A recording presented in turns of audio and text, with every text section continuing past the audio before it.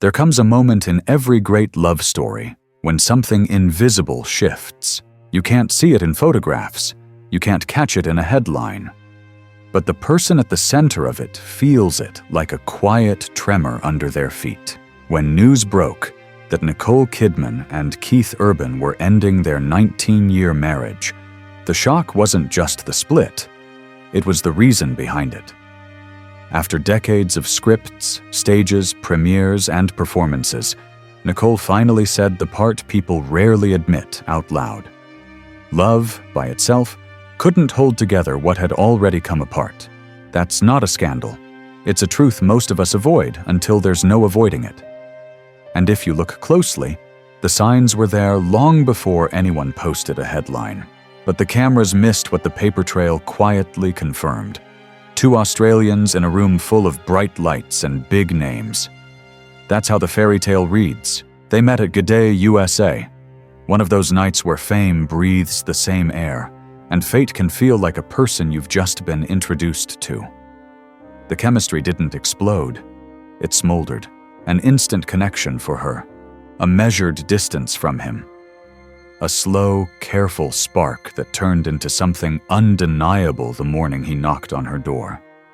Gardenias in hand, timing that felt like destiny, and a gesture that told her everything she needed to know. She called herself a goner.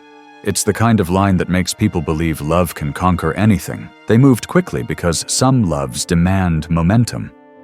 An engagement, a candlelit ceremony in Sydney.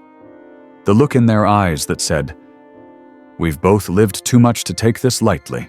And then came a test most couples don't face so soon. A fight with substances that could have capsized the vows they hadn't even broken in. Chose to get help. Chose to stand with him. Quietly, steadily, without turning her devotion into a performance. People remember the red carpets, the award shows, the songs and acclaim.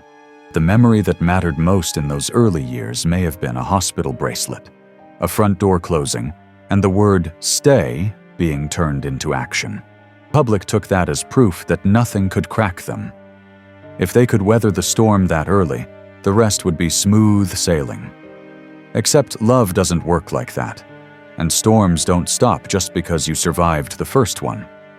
The truth is, a flawless beginning can make the later fractures feel unthinkable, until you're the one stepping over them in your own hallway. Yet the calendar kept winning. This is loud. Distance is silent. Built a second career inside her first one, pivoting into roles that demanded more than fame. They demanded honesty. You can't sleepwalk through characters like that. You have to go places emotionally and come back with something true in your hands. Meanwhile, he kept building a world on stage. The sing-alongs, the sold-out arenas, the grateful grin he wears like a second skin. People doing the best work of their lives and paying the tax those achievements always demand. Time. Carved out what they called sacred windows. Weeks at home where phones were turned face down and dinners actually happened at the same table. Cross-continental flights for a night and a morning. The tucked-in good nights on FaceTime when one person is in a trailer and the other is in a tour bus. The effort was real. The love was real. But the math was unforgiving. You can miss someone from across the world, or from a few inches away in a quiet car after a long day, when you've both run out of words. That's the kind of distance you can't photograph. And yet, from the outside, they looked like the proof that soulmates exist. Hands at premieres, inside jokes at award shows, tender moments caught in the edge of a camera frame. If there's a trick to public love, it's that the moment you see is true, just not the whole truth. The part you don't see is what happens when the clothes are on hangers, the stage lights are dark, and their schedules politely refuse to line up. It's nobody's fault. It's everybody's reality. The collection of tiny misses starts to feel like one big one. Fans noticed first. They always do. All it takes is one question at the wrong time. One interviewer who decides to talk about the person, not the project. One live moment where your face moves a fraction before your words do.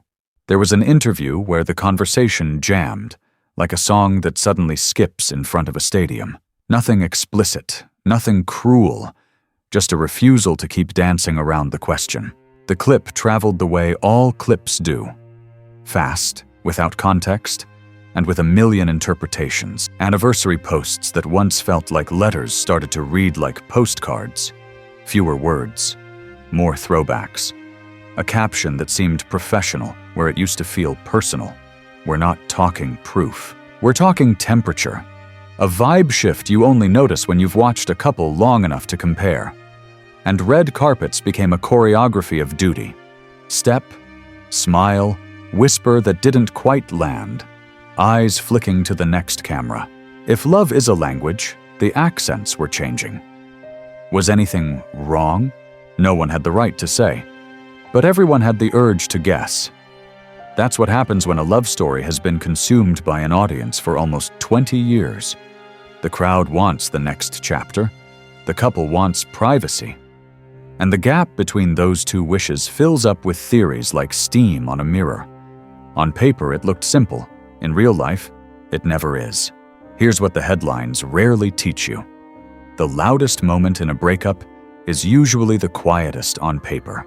By the time a document says, irreconcilable differences, 1,000 conversations have already happened behind closed doors. A decision that looks sudden to you was slow to them. The language was calm, even gentle. Arrangements were already lined up with a kind of care that doesn't happen overnight. The filing read like a landing, not a crash. The practical choices said more than any press release ever could. The plan for their daughters, the schedule that felt humane instead of punitive, the intentional absence of drama in places where famous people often insist on making a scene. The subtext? We loved this life. We love these kids. We're going to do this without turning our family into a spectacle. You can call it clinical. You can call it mature. Both are true. The part that matters is that the hardest work, protecting the children, was the work they chose to finish first. And maybe that was the first admission she made. Without using the word, this wasn't a grenade, it was a decision. It's easier to be angry at a grenade. It's harder to face a choice that took time and had reasons you might not want to hear. One project didn't end a marriage, but it exposed a gap. If you ask the internet, there's always a smoking gun. A lyric, a look, a role. The whispered theory said he wasn't fully comfortable with one of her recent choices. A piece that asked more of the audience, more of her, more of the conversation around them. Some outlets framed it as disapproval. Others called it a misunderstanding. The only honest way to say it is this. Reports claimed he wasn't thrilled. Speculation suggested it became a pressure point. None of us were in the room. But this is what relationships do over time. They test the difference between support and approval. Support means, I'll stand with you even when I don't get it. Approval means, I'm comfortable with what you're doing. The hardest seasons are when those two aren't the same. Not because anyone is a villain, but because both people are growing. And growth is inconvenient. Maybe that project just illuminated something that had been there all along. Separate comfort zones, different thresholds for scrutiny, different ways of defining us. Couples break for 1,000 tiny reasons, most of which don't make entertaining television. It's what happens when the private constitution of a marriage, respect, safety, communication, starts to feel like a set of guidelines no one is sure how to follow anymore. You don't notice the day it happens, you notice the day you can't ignore it. The show must go on. The story doesn't have to. Tour buses don't stop for heartbreak. There are dates locked in, crews depending on you, fans who paid to sing the bridges back at you. So he stepped on stage like he always does. Somewhere between the first song and the last chorus, a screen filled with what mattered most. Images of a family. Names that belonged to the four corners of his heart. It wasn't petty, it was tender. A reminder that you can be grieving and grateful in the same breath. And because it is the internet, the rumor mill fired up anyway. Someone said he changed a lyric, Someone else said a new face at the edge of the stage might be shifting into the frame. Sources claimed. Fans speculated. The story took the shape of whatever each person brought into it. A little hope, a little cynicism, a taste for drama. Meanwhile, she stayed quiet, calm, steady. Not stone-faced, just measured. The kind of silence that says, "We don't owe you a chapter we haven't finished writing." It's not our job to declare who's up or down in the court of public opinion.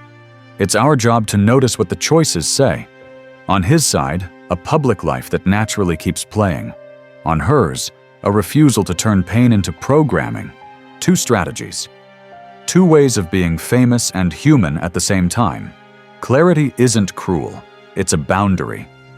So what did Nicole actually admit? Not a bombshell. Not a confession with names and dates and villains. Something more ordinary and more devastating. She said love cannot do the work of respect. Love cannot replace safety. Love cannot stand in for showing up, listening, holding space when the other person's truth makes you uncomfortable. Love is the light bulb. Those other things are the electricity. Without the current, the bulb is beautiful and useless. She admitted she was done trying to keep breathing in a room where the air felt thin. She admitted that her daughters deserved stability more than the world deserved an illusion. She admitted that you can be proud of the person standing next to you and still feel alone in the pauses between conversations. She admitted that the distance between "we're fine" and "we're finished" is shorter than anyone wants to believe when communication starts to fray. There was humility in it, too. Not the kind that performs pain for applause, the kind that tells the truth without flinging blame. She acknowledged her own edges, the ways fame deforms ordinary disagreements, the pressure of crafting a narrative when you're just trying to live a life. But she didn't hide behind poetry. She said the things so many people avoid because it sounds unromantic. Relationships need structure. Without it, love has nothing to hold on to. Great love isn't always meant to be lifelong love. Divorce changes the genre, not the protagonist. What comes next for her won't be a reinvention so much as a refinement. A smaller circle that's deeper instead of wider. A calendar designed around the two people who still call her mom before anyone calls her icon. Projects that aren't trophies so much as statements. Stories about resilience, agency, and the moment you choose peace over performance. If you're listening, you might hear the echoes of this era in the roles she accepts. Not pointed, just personal. Co-parenting will be logistics and patience, and a reminder that family doesn't disappear when a marriage ends. It shapeshifts. Holidays will require plans instead of assumptions. Milestones will involve emails, texts, maybe the occasional compromise that feels like a loss until you remember what the win really is. Two teenagers who know they are loved by both parents without being asked to pick a side. For him, the road keeps rolling. The next record. The next city. The early morning that feels a little too quiet before a sound check. Fatherhood doesn't get easier because tour life demands your attention. It requires a different kind of stamina. And if he's wise, and there's every reason to believe he is, some of the songs ahead will tell the truth about all of this without making anyone the villain. That's not just art. That's grace. Maybe they'll speak one day. Maybe their total statement is the way they choose to act from here on out. Without spectacle, without cheap shots, without letting thousands of strangers turn pain into a pastime. That's a harder path than most people realize. It's also the only path that leaves dignity intact. The rest lives in the choices they make from here. People love to ask whether a split was inevitable. As if there's a single point on a timeline that decides for you.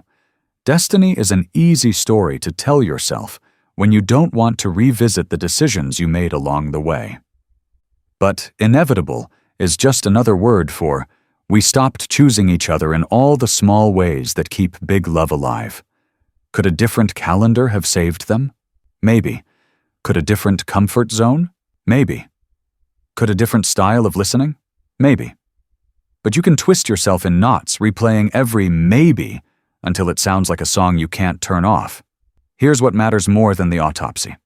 The lesson. Love is not a miracle worker, it's a multiplier.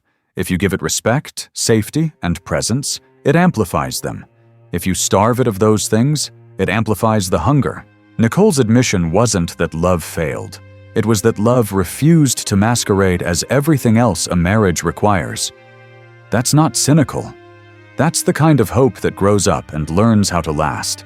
So, was the split destined, or could love have saved it? Maybe we're asking the wrong question. Maybe the only question that matters is the one she finally answered for herself. What do I need to breathe? And once you've said that out loud, once you've watched 1,000 photos of your life flash by and still felt alone in the frame, you stop chasing a fairy tale and start choosing a life. But that wasn't the whole story. It never is. The rest is what they build, separately, gracefully, without apology, when the cameras look away.